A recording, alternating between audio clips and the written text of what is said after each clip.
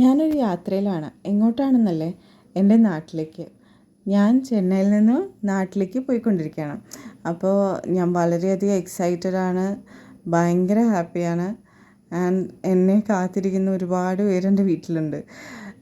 So ഞാൻ ഈ YouTube channel തുടങ്ങുമ്പോൾ ആദ്യം ഒരു വട്ടം പബ്ലിക്കാക്കും. പിന്നെ അത് കഴിഞ്ഞ് സെൽഫ് ഡൗട്ട് വരും. അപ്പോൾ പിന്നെയും പ്രൈവറ്റ് ആക്കും, പിന്നെയും പബ്ലിക്കാക്കും.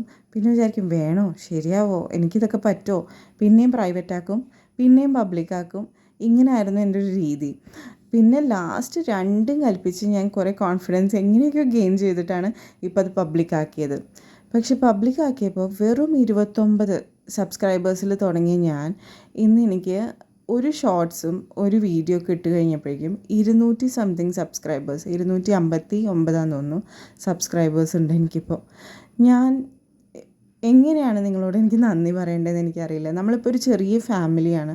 എനിക്ക് ഒരുപാട് സന്തോഷം തോന്നി. നിങ്ങളെന്നെ ഇങ്ങനെ സപ്പോർട്ട് ചെയ്യുന്നു, കമൻ്റ് ഇടുന്നു. ഒരുപാട് നന്ദിയുണ്ട് എനിക്ക് അതിന്.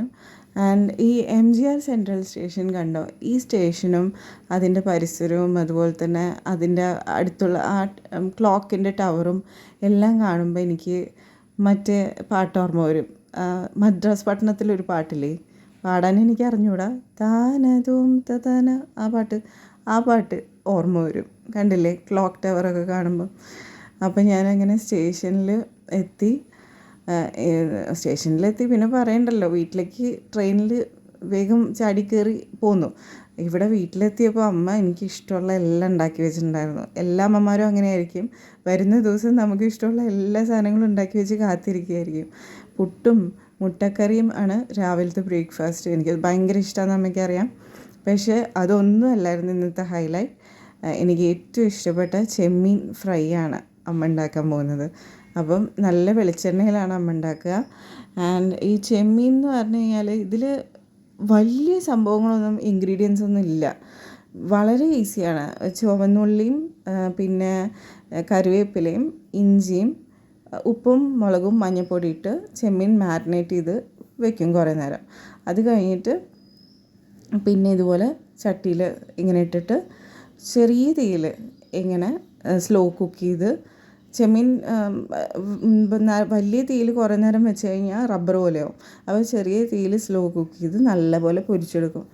ഇത്രയേ ഉള്ളൂ സംഭവം, ഇത്രയേ ഉള്ളൂ പണി. പക്ഷെ ഭയങ്കര ടേസ്റ്റാണ്. അമ്മയുടെ കൈ മാത്രമേ കാണിക്കാൻ പറ്റൂ, മുഖം കാണിച്ചാൽ എനിക്ക് അടി കിട്ടും. കാരണം ഞങ്ങളുടെ വീട്ടിലെല്ലാവരും പൊതുവെ കുറച്ച് എന്താ പറയുക, പബ്ലിക്കിലേക്ക് ഇറങ്ങിച്ചെല്ലാൻ കുറച്ച് മടിയുള്ള ആൾക്കാരാണ്, കുറച്ച് റിസർവ്ഡ് ആയിട്ടുള്ള ആൾക്കാരാണ്. അതിൽ നിന്നും ഒരു വ്യത്യസ്തയായ ആൾ മാത്രമുണ്ട് ഈ വീട്ടിൽ, അത് ഞാനാണ്. ഞാൻ വഴി കാണുന്നവരോടെല്ലാവരോടും സംസാരിച്ച് എല്ലാ വള്ളിയും വീട്ടിലേക്ക് പിടിച്ചുകൊണ്ട് വരുന്ന ഒരാളാണ് ഞാൻ.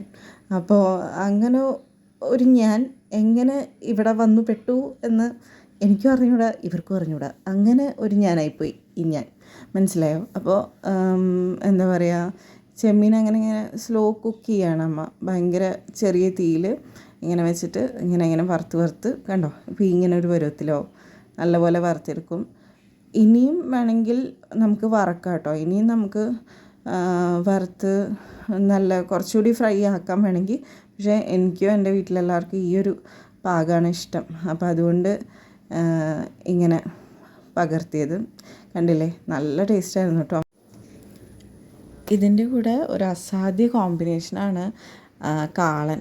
ഓക്കെ, അമ്മ ഉണ്ടാക്കുന്ന കാളൻ എന്ന് പറയുന്നതും എനിക്ക് അമ്മ ഉണ്ടാക്കുന്ന എല്ലാം എനിക്ക് പ്രിയപ്പെട്ടതാണ്. ഓക്കെ, അപ്പോൾ നിങ്ങൾക്ക് റെസിപ്പിയൊക്കെ വേണമെങ്കിൽ എല്ലാവരും കമൻറ്റ് ചെയ്യുക.